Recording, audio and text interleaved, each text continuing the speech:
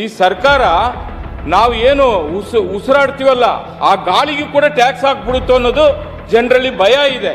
ಯಾಕಂದ್ರೆ ನೀವು ಡೇ ಒನ್ನಿಂದ ಬಂದಾಗಿಂದ 5 ಬಾರಿ 4 ಬಾರಿ ಎಲ್ಲದರಲ್ಲಿ ಟ್ಯಾಕ್ಸ್ ಹಾಕೊಂಡೇ ಬರ್ತಾ ಇದ್ದೀರಿ.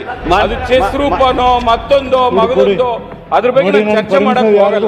ಎರಡನೇದಾಗಿ ನಾವು ಆಗ್ಲೇ ಹೇಳಿದ್ರಿ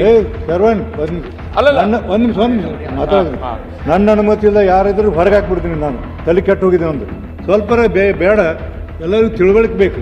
ಮಾತಾಡೋದು ದಯಮಾಡಿ ಸಭಾಪತಿ ಅವರಿಗೆ ಸಿಟ್ಟು ಬರೋ ತರ ನಡ್ಕೋಬೇಡಿ.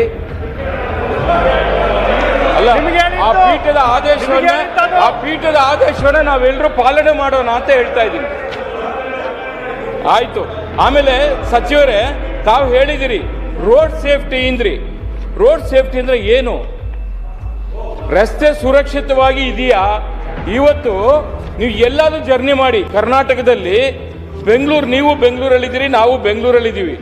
ರಸ್ತೆಯಲ್ಲಿ ಗುಂಡಿಗಳಿದೆಯಾ? ಗುಂಡಿಗಳಲ್ಲಿ ರಸ್ತೆ ಇದೆಯಾ? ಹೇಳ್ಬಿಡಿ ನೋಡೋಣ.